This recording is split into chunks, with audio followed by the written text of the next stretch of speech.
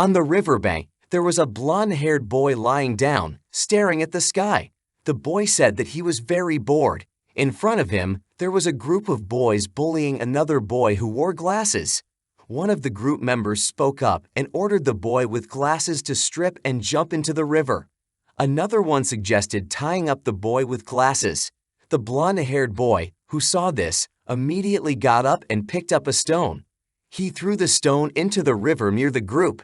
Everyone there was splashed by the water caused by the stone. The blonde-haired boy continued throwing stones at them. His throws were so strong that the ground around him started to smoke. The group realized that the boy throwing stones was named Sakamaki Izayo.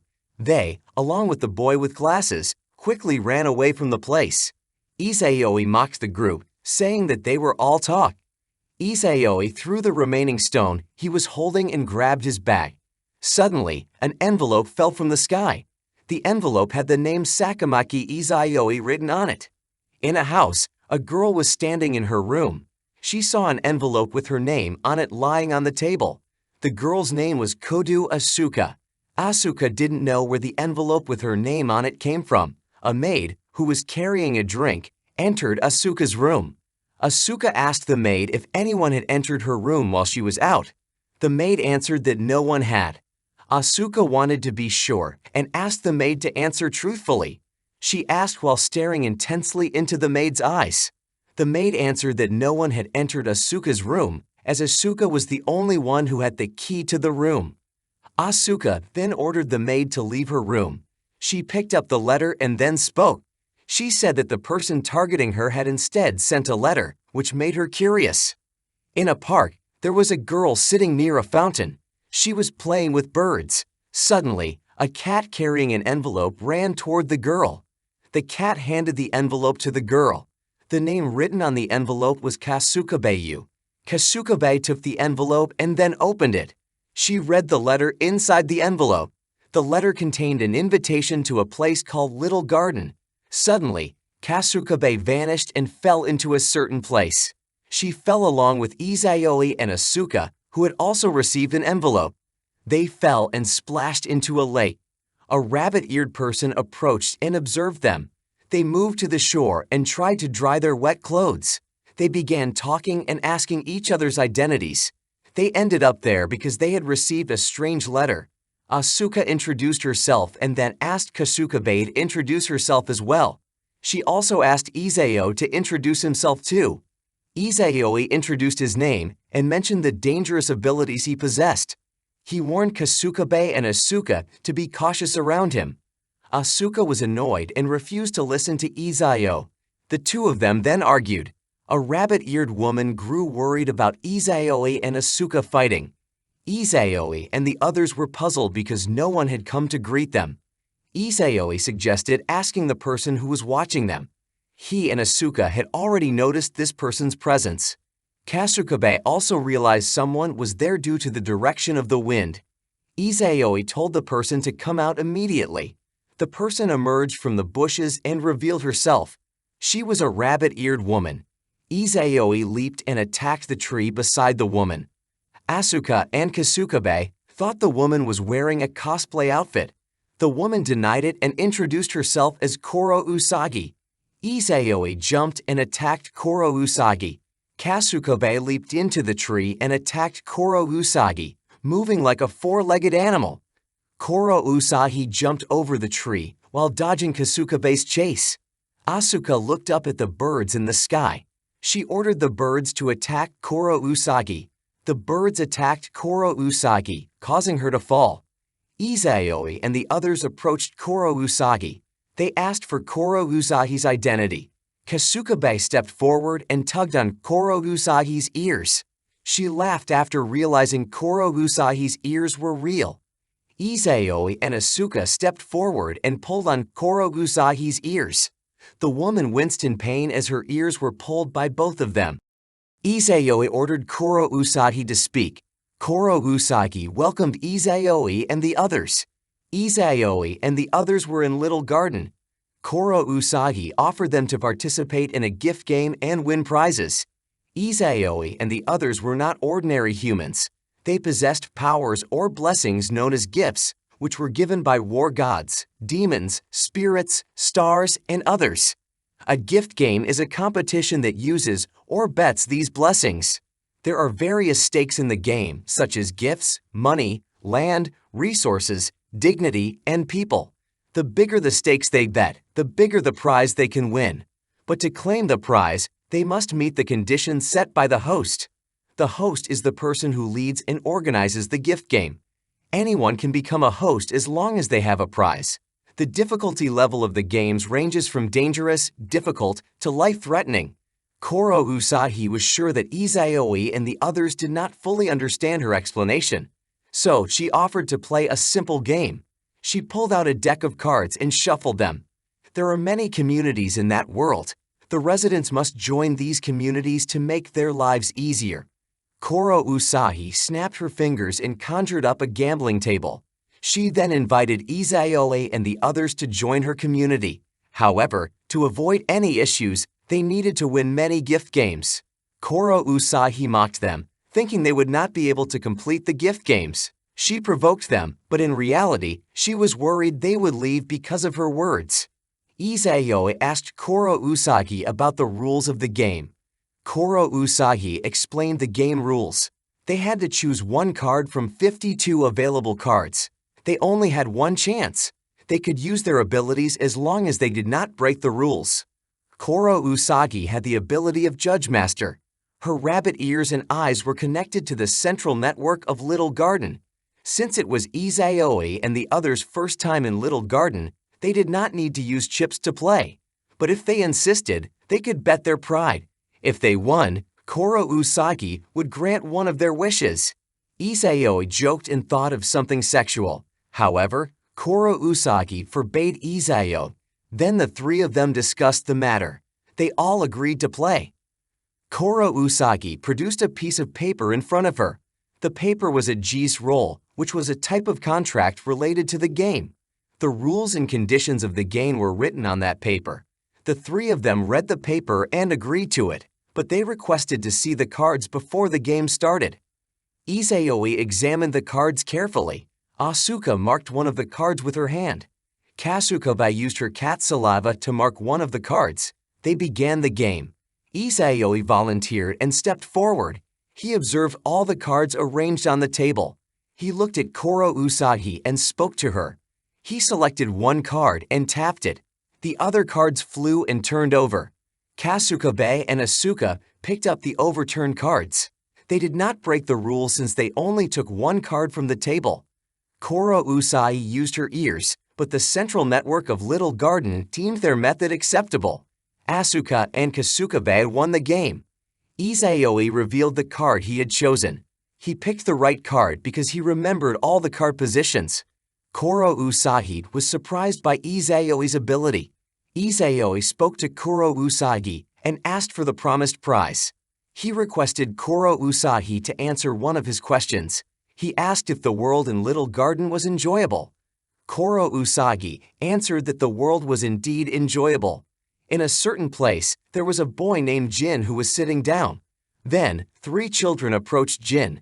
They talked about Kuru Usagi. One boy encouraged Jin, who had become the leader of the community. After that, the three of them left Jin. From a distance, Kuru Usagi came and called out to Jin. Jin greeted Kuru Usagi. Kuru Usagi was about to introduce Izayoi and the others, but she was surprised because Izayoi had disappeared. Izayoi said that he would go and see the end of the world.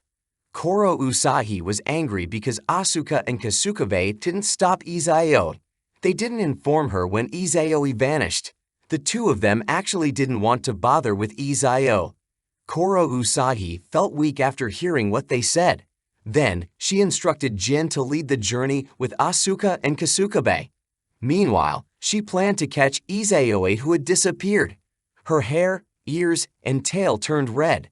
Then she jumped very quickly. Asuka was impressed by how fast Kuru Usagi could leap. Jin guided Asuka and Kasukabe into a gate. They walked through a corridor inside the gate. They reached the end of the corridor and saw the place ahead. They saw a fountain and various people there. They could see the sun from that room, but there was actually a transparent cover above the place. That cover functioned to protect races that couldn't be exposed to direct sunlight. There were various races living in that place. There were many districts in the eastern part, which caused everyone to live in harmony. Then Jin invited Kasukabe and Asuka to have a drink first. Kuru Sou passed through a forest while leaping. She looked around and searched for Isekai. Around the forest, there was a god who used that area as his game territory.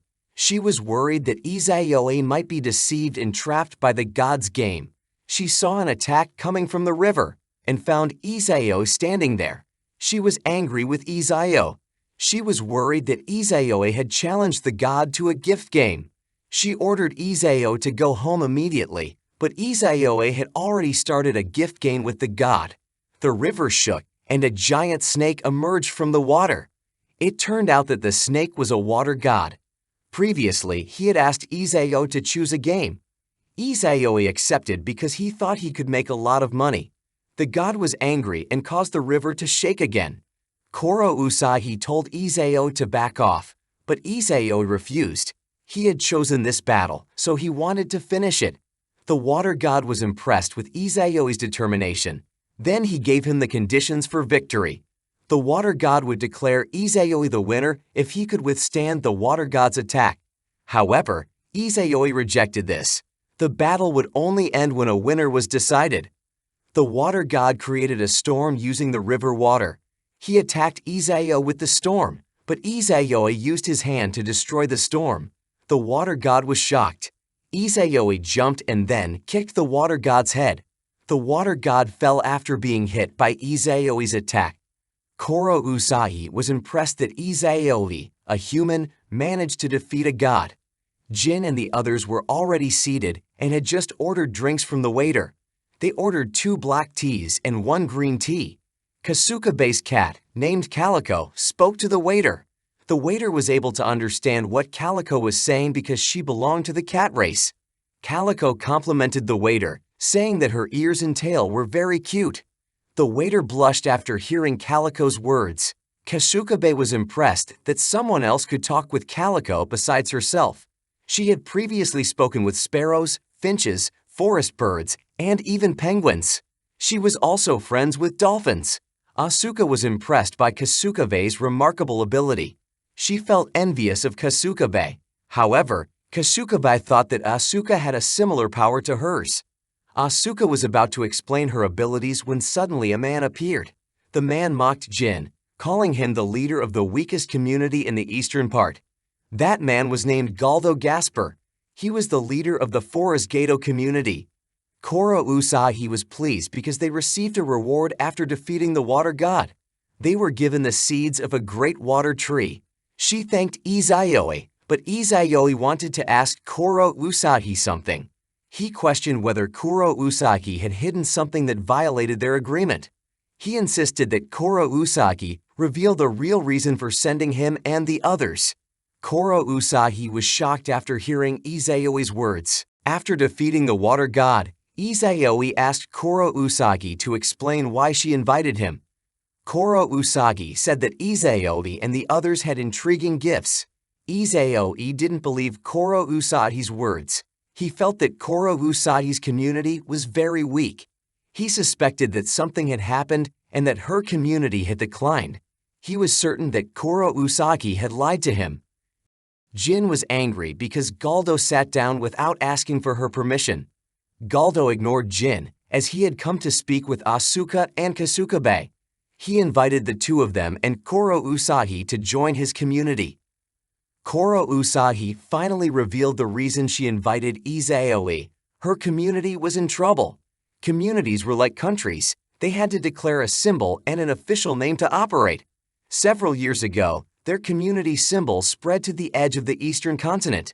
But one day, they became the target of an enemy they should have avoided. After that, their community was destroyed in one night. Jin's leadership now was just a remnant of the past. Jin's former community collapsed in one night because of the greatest terror in Little Garden. That terror was the Demon Lord. No one could refuse when the Demon Lord challenged someone to a gift game. Jin's community was forced to participate in the Demon Lord's gift game and was ultimately destroyed. The power of the Demon Lord was overwhelming. Kuru Usagi's community lost in the gift game, causing their community's name and symbol to be stripped away, leaving them as no name. Now, their community had no core members. The only ones who could participate in the gift game were Jin and herself. The remaining 120 members were all children under 10 years old. But those children were trying to survive. They fetched water from a distant river every day. They lived in an arid area where nothing could grow. Isekai was curious why the community hadn't been disbanded. Kuru Usagi couldn't do that because she wanted to protect her friend's home. They planned to reclaim their name and symbol from the Demon Lord one day. They would rebuild their community after that. Therefore, they could only rely on the great strength of players like Isekai. Kuru Usagi asked Isekai to help her community. Isekai thought for a moment and decided to help them. He would reclaim the flag and honor from the Demon Lord. He found helping them to be a romantic reason. After that, Kuru Usagi thanked Isekai. Galdo asked Kasukabe and Asuka to join him because Jin's community had no advantages. Galdo's community always won every gift game that involved symbols, and now they controlled the area. Galdo asked again for Asuka and Kasukabe to join his community. However, Asuka refused. She chose to join Jin's community. Kasukabe had only come to that place to find friends. Galdo asked Asuka why she refused his request. Asuka had already left behind her wealth, family name, and future to come to this world. She didn't want to join Galdo's community, which had a privileged environment. Galdo became angry, but Asuka used her power. She asked Jin about the games that involved betting their symbols and names. Apart from the games that couldn't be avoided, such games were rare. Asuka was puzzled as to how Galdo, who wasn't a demon lord, could win all of those games. She used her power to compel Galdo to reveal how he was able to win every game. Galdo's community kidnapped women and children from enemy communities. Then they threatened and forced those communities to participate in their games. They had abducted children from each community with the intention of controlling the communities they had taken over. Asuka asked where the children were, but it turned out that Galdo had already killed them all. They cried on the first day Galdo kidnapped them, so he ended up killing them all without realizing it. Since then, he always killed the children he took on the same day. He disposed of the children's bodies to avoid getting caught. Before Galdo could finish speaking, Asuka told him to be quiet. She mocked Galdo for his actions and then released her power. Galdo transformed into a tiger and attacked Asuka. However, Kasukabe knocked Galdo down and restrained him. Asuka gave Galdo two choices. The first was that Galdo had to kill everyone there. The second was that Galdo had to surrender to someone who could judge him. Both choices would eventually lead to Galdo's death. However, Asuka offered Galdo an alternative. She suggested that Galdo play a gift game with her. Galdo would bet 4 while Asuka would bet no name. Kuru Usagi arrived at Jin's location along with Isekai. She was shocked because Kasukabe and Asuka were going to play a game with 4. She became angry and hit both of them on the head with a paper fan. Kuru Usagi also questioned Jin, who was with them. Jin apologized to Kuru Usagi. She couldn't forgive Galdo for what he had done either. After that, Kuru Usagi stopped worrying because Isekai could defeat 4 on his own. However, Isekai didn't want to participate in the game. Kasukabe and Asuka had decided to challenge Galdo. If Isekai joined, Galdo would be defeated too easily. Kuru Usagi accepted this after hearing Isekai's words. Since the game would be held the next day, they decided to go to Thousand Eyes to inspect the gifts of Isekai, Asuka, and Kasukabe. Thousand Eyes was a large trading community that knew everything there was to know in Little Garden. Cherry blossoms fell as they made their way there. It was spring in that world. In Asuka's world, it was summer, while in Kasukabe's world, autumn had already begun. Kuru Usagi had summoned the 3 of them from different worlds, so she referred to it as the parallel world intersection theory. Kasukabe pointed to one of the buildings. That building was Thousand Eyes. Suddenly, A young girl came running out of the building. She sprinted and tackled Kuru Usagi. Both of them were thrown into the river. The young girl hugged Kuru Usagi in a strange way. Then, Kuru Usagi threw the girl towards Isekai. They all entered Thousand Eyes, and the young girl introduced herself. Her name was Shiroyasha, and she was an executive of Thousand Eyes. The main headquarters of Thousand Eyes was at the 4-digit gate. She knew Kuru Usagi from several events and had always helped her. Kasukabe asked about the gates. Then Kuru Usagi explained. The gates are one of the entrances to the wall that separates different layers of Little Garden. The smallest number is the one closest to the center, and the strongest inhabitants live near the center. Residents from the 4-digit and below, like Shiroyasha, are part of the upper class. Shiroyasha was also the one who gave the holy power to the water tree that Kuru Usagi received. Isekai considered Shiroyasha stronger than the White Serpent. Shiroyasha is the floor master of the eastern region. No community from the 4-digit and below could approach the eastern part because Shiroyasha is the strongest host. Isekai, Asuka, and Kasukabe provoked Shiroyasha. They wanted Shiroyasha to fight them. Shiroyasha told Kuru Usagi to stop worrying. Isekai asked Shiroyasha to play with them. Shiroyasha agreed. But before that, she pulled out a card and asked if Isekai and the others were looking for a challenge or a fight. Then the place transformed into a mountain range. It was one of Shiroyasha's game boards. It turned out Shiroyasha was the demon lord of the White Knight. Shiroyasha asked Isekai and the others once again. Isekai, who wanted to fight, went silent. Then he spoke. He gave up. He decided to remain silent and let Shiroyasha test him. Shiroyasha explained the game they would play. Isekai and the others had to defeat a creature. The creature flew from afar and approached Shiroyasha. That creature was Griffin. Shiroyasha wanted to test their strength against the Griffin. She handed the Geese roll to Isekai. The condition for winning was to ride on Griffin's back and circle the lake once. Kasukabe raised her hand and volunteered. She approached and tried to speak with the Griffin. The Griffin would lose its pride if it couldn't knock off Kasukabe. He asked what Kasukabe would bet in exchange for his pride. Kasukabe decided to stake her life. If she fell and was still alive, then the Griffin could eat her. Kuru Usagi and Asuka were worried and tried to stop Kasukabe, but Shiroyasha stopped both of them. Kasukabe climbed onto the back of the Griffin. The upper body of the Griffin was that of an eagle, while the lower body was that of a lion, just as her father had described. Kasukabe was ready and started the game. The Griffin leaped and soared into the sky. It could also walk on air. Asuka was worried as she watched Kasukabe. With the Griffin's speed and the cold mountain winds, the temperature above was slightly freezing. The Griffin flew behind the mountains. Kasukabe remembered her father's words. She had to use all of her strength to handle the Griffin. Her father often told fascinating stories when he was in the hospital. Kasukabe let her guard down, and the Griffin took advantage of the opportunity. The Griffin spun around, almost causing Kasukabe to fall off. Then, the Griffin flew vertically. Isekai guessed that Kasukabe had another ability besides talking to animals. An ordinary person would have fallen off by now, riding a Griffin that flew so wildly. Kasukabe clutched the carved wooden necklace around her neck. The necklace was a gift from her father. She could walk on her own thanks to that necklace. Kasukabe shouted that she would win the game and befriend the Griffin. The Griffin was nearing the finish line, but Kasukabe was on the verge of losing consciousness. The Griffin stopped, and as it was about to descend, Kasukabe fell off its back. Isekai stopped Kuru Usagi, who was about to rush to Kasukabe. Kasukabe's necklace glowed, and she walked on air.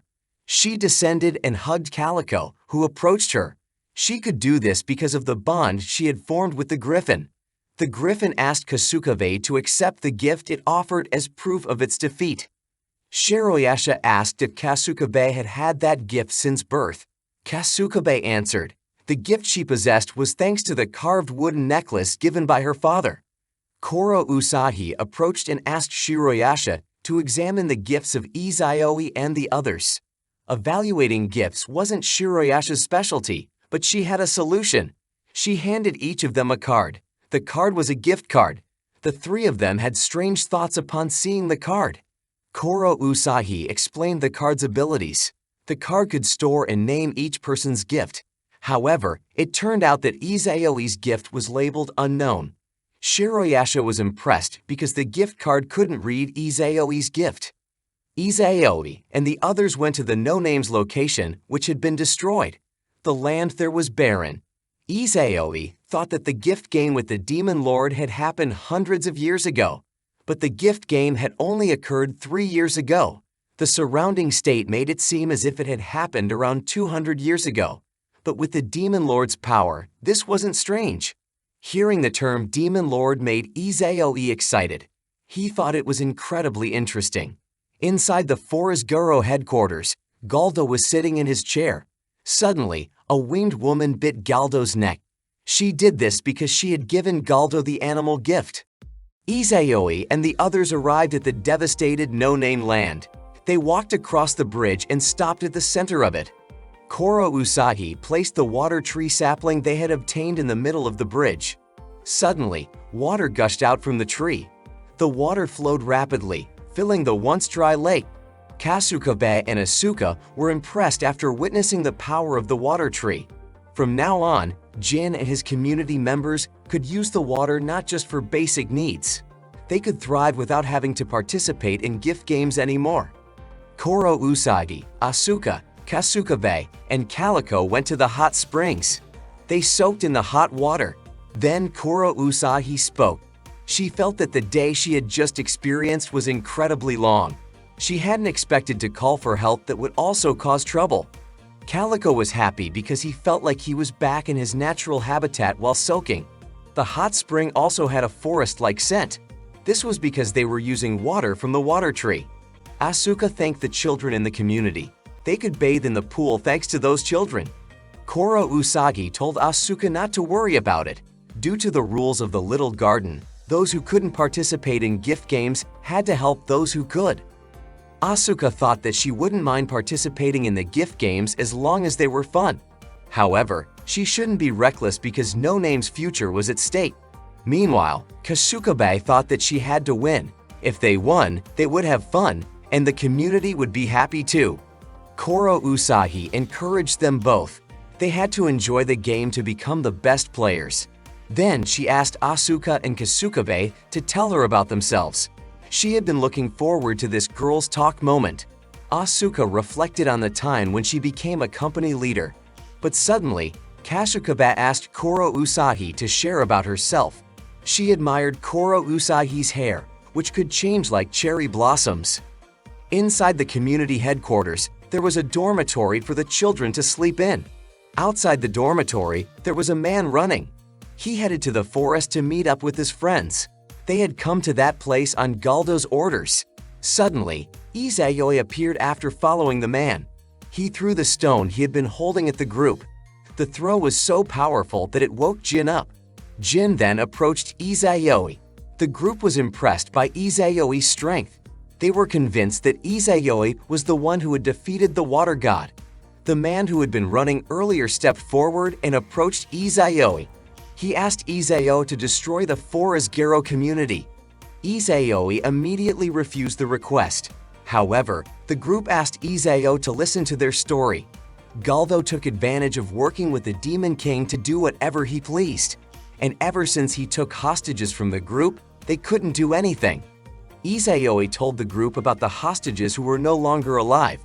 Jin was shocked after hearing Iseoi's words. However, Iseoi believed that the group had allowed the hostages to be killed by Galdo.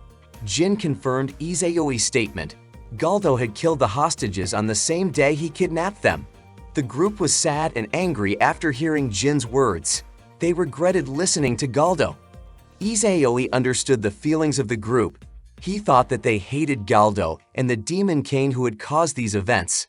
He told the group not to worry because Jin would avenge them.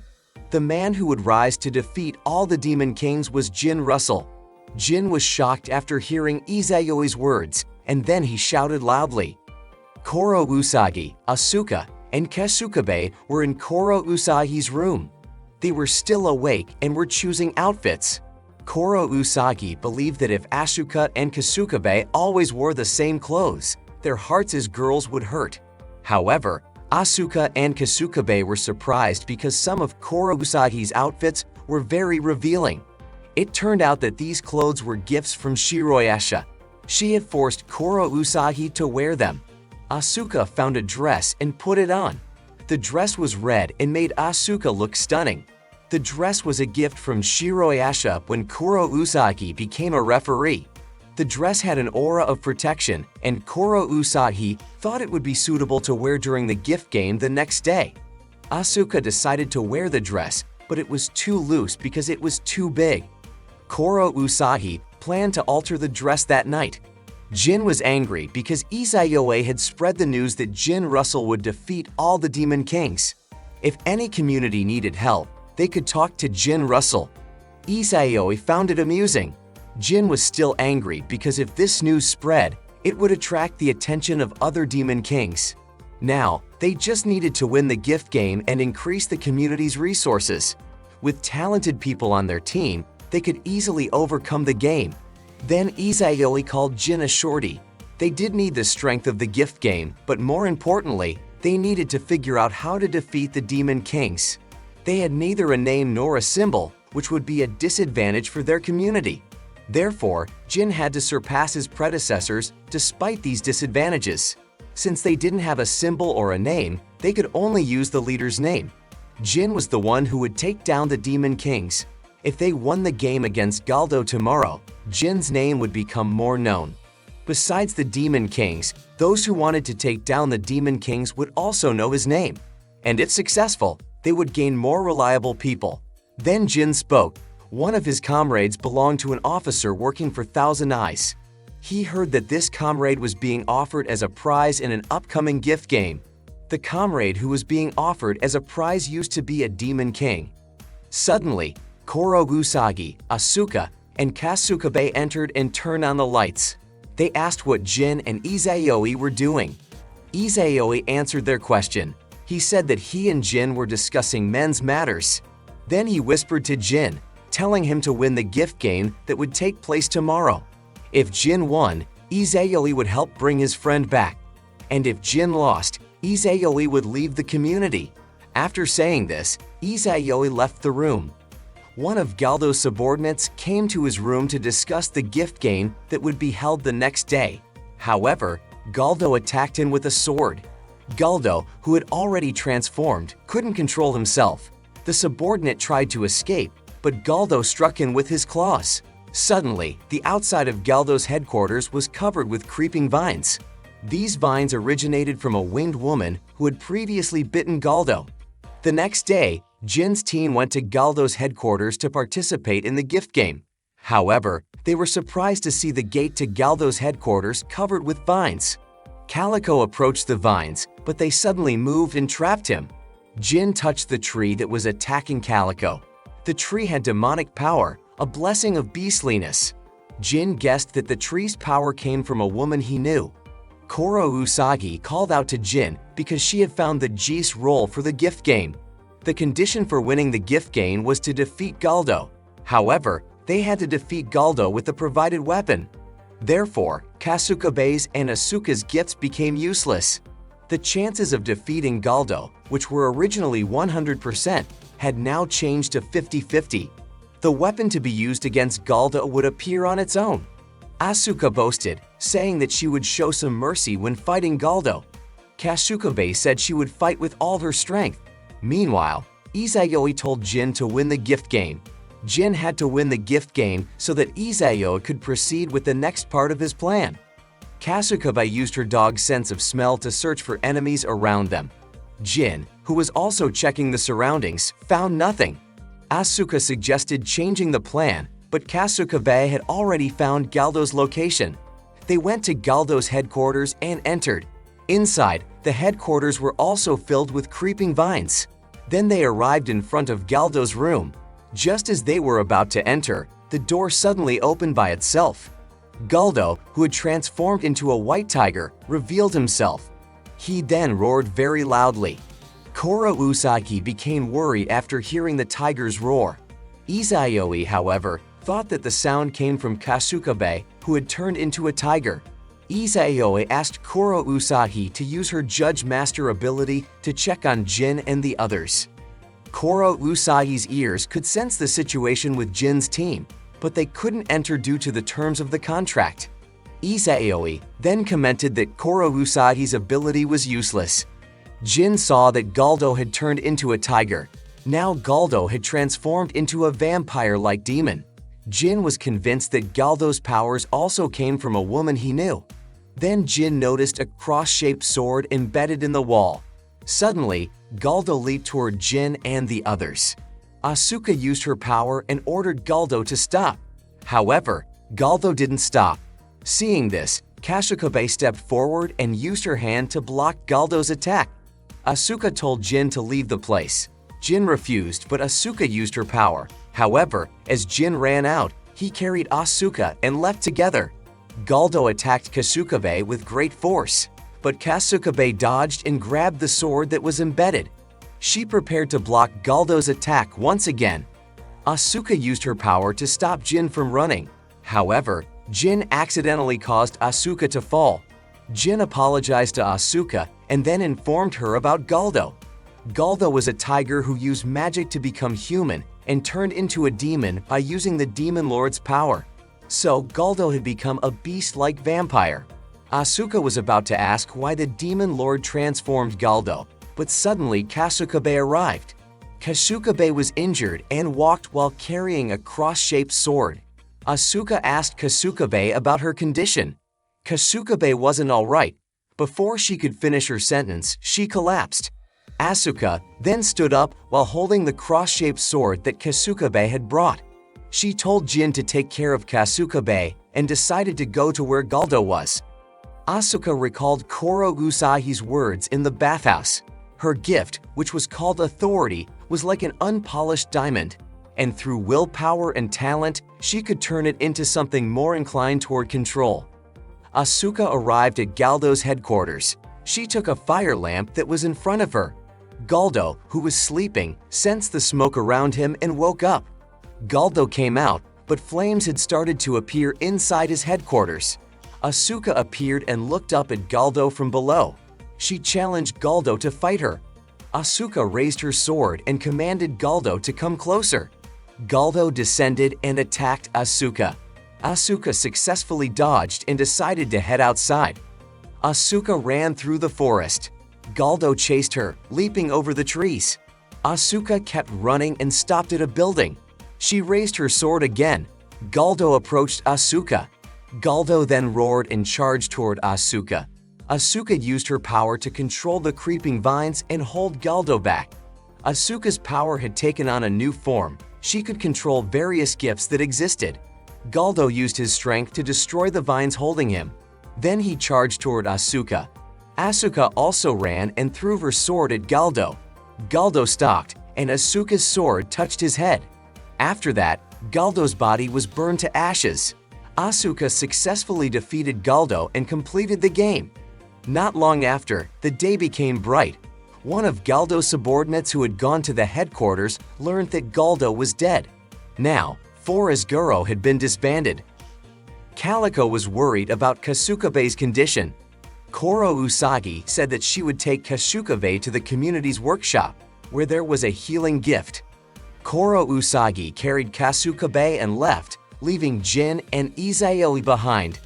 Jin felt guilty for not doing anything, but he had won the game and ensured Kasukabe's safety. Izayoi told Jin to cancel the plan from the previous day if he didn't want to go through with it. Jin looked at the remaining members of Galdo's group. He decided to proceed with the plan from the previous day. He could reduce the harm others might experience if he used his name. Izayoi was impressed and put his arm around Jin. Izayoi then approached the remaining group and spoke to them. Now, Jin Russell would restore the honor that Forest Guro had taken from them. The one who returned their name and emblem and defeated Galdo was Jin Russell. Jin returned the emblem to the remaining group members. Meanwhile, Asuka was certain that Izayoi had another plan. Then Izayoi approached the group. Jin's community had no name or emblem, but Izayoi told the group to remember Jin Russell. He also told them to remember Jin Russell's community, which had defeated the Demon Lord. Jin then spoke, asking for everyone's help. Everyone present cheered after hearing Jin's words. In front of the Thousand Eyes headquarters, a woman was sweeping.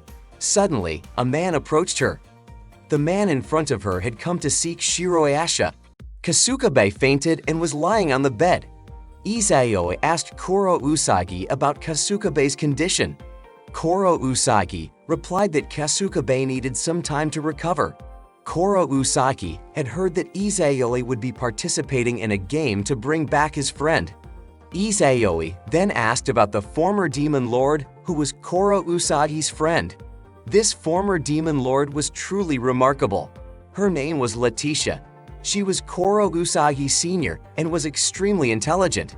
However, when her community was destroyed, she was taken by the Demon Lord. After that, she was turned into a prize for the gift game. Now, Koro Usagi was confident that they could bring her back because of Izayoi.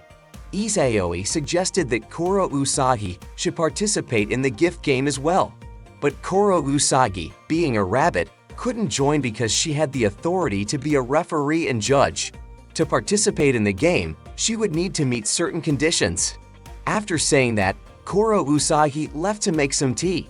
While Izayoi was alone, he sensed that someone was watching him. Suddenly, vines appeared, opening the window.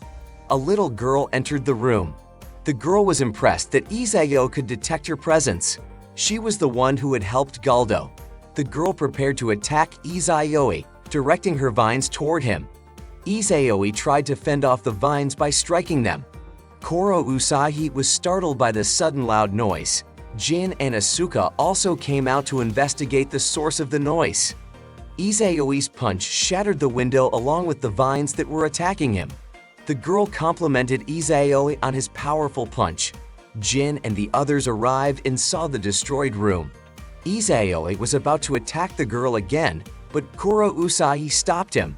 It turned out that the girl was Letitia. Izayoi was shocked to hear Koro Usagi's words. Letitia was one of the rare pure-blooded vampires, and they called her the Knight of the Miniature Garden. But now she belonged to someone else. Jin was happy to meet Letitia.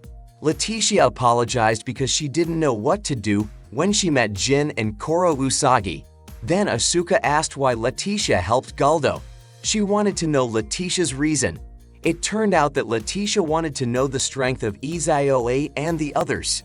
She wanted to see if they could protect the community. Their gifts were still unrefined, and their responsibility to the community was too great. Letitia's initial purpose for coming was to persuade Koro Usagi to disband the community. She didn't want to force Jin to bear the burden of rebuilding the community from scratch. But as she was about to leave, she heard rumors that Izayoi and the others had been summoned to that place. Because of this, she wanted to test their strength. And since they had already spread Jin's name, they couldn't back down anymore. With Letitia's return, they could win the gift game and bring Letitia back. However, something unexpected happened. The man who had previously visited Thousand Eyes was talking to Shiroyasha. He told Shiroyasha that he had canceled Letitia's gift game. His community now had a better offer. He came to inform Shiroyasha because they were both partners in Thousand Eyes. Shiroyasha mentioned that the man had no right to do this because he was the successor of the Perseus community. Shiroyasha tried to oppose it because it involved the entire Thousand Eyes. However, the man didn't care about Shiroyasha's words. But with a smile, Shiroyasha revealed that Letitia had already left Thousand Eyes. If the man didn't fulfill the agreement, he wouldn't be able to cancel the gift game. Yet, the man wasn't surprised. He planned to attack No Name, the place where Letitia had gone. He wanted to teach No Name a lesson. And if the No Name group suddenly disappeared, no one would be upset. Shiroyasha stood up and was about to leave. However, the man threw a glass at Shiroyasha. Shiroyasha was angry, but she couldn't attack the man. The man mocked Shiroyasha, saying she couldn't strike him.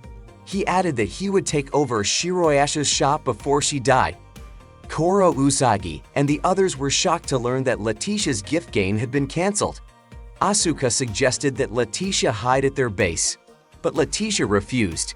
She was certain that the enemy already knew her location. If they made the wrong move, all the communities under Thousand Eyes could become their enemies. Izayoi realized that Letitia had rushed over to inform them that she couldn't return, so he urged Letitia to measure her strength immediately. Letitia and Izayoi went to the forest. Koro Usagi, Asuka, and Jin came along to watch them. The two were going to throw spears at each other, and whoever got hit would lose. Letitia went first. She held her spear and then flew using her wings. She tapped into her vampire powers and threw the spear. The spear shot forward at great speed, but Izayoi used his hand to strike it. The spear emitted flames and returned toward Letitia.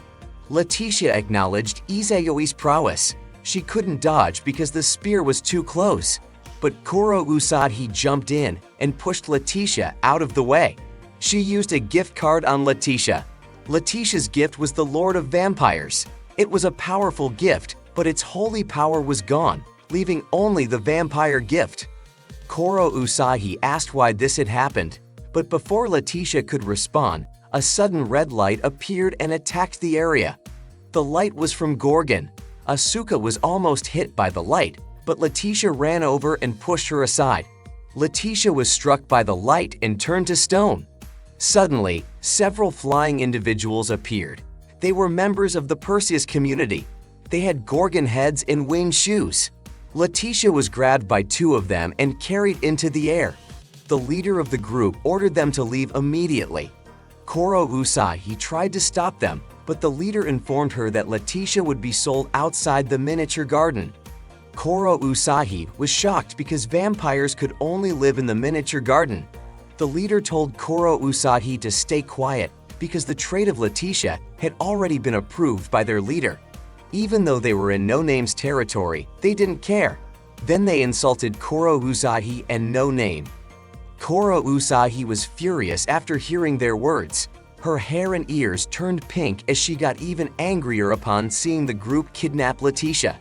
She pulled out a gift card and summoned a spear, the Spear of Indra. The spear crackled with electricity all around it. The group was shocked to see the Spear of Indra.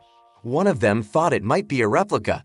Koro Usagi was about to throw the spear, but suddenly Izayoi yanked her ears, causing the spear to miss. Izayoi told Koro Usagi to calm down because they were up against Thousand Eyes. He was also frustrated because he had been holding back, but Koro Usagi was ready to attack on her own. Koro Usagi was upset because she couldn't forgive the group. She wanted to teach them another lesson, but they had already vanished. It seemed they had used an invisible gift to escape. Koro Usagi was still angry, but Izayoi told her to stop.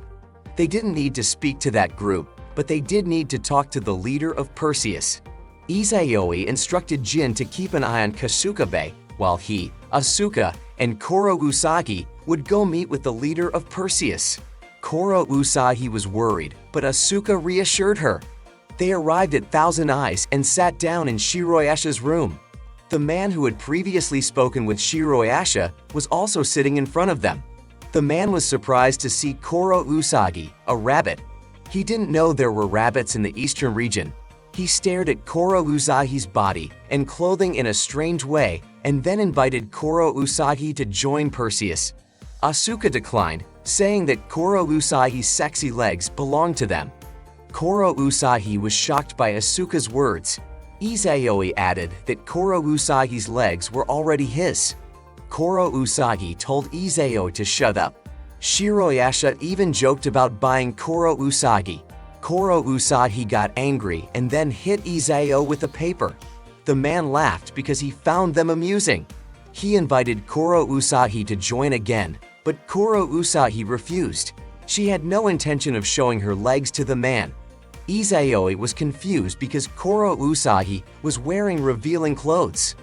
Koro Usagi explained that she was wearing them because Shiroyasha had asked her to. Izayoi was pleased, saying that Shiroyasha had done a good job. Koro Usagi was angry because the man denied her words. When Letitia was captured, one of the members of Perseus had insulted her. She would never forget that. The man denied it again, saying Kuru Usagi had no proof.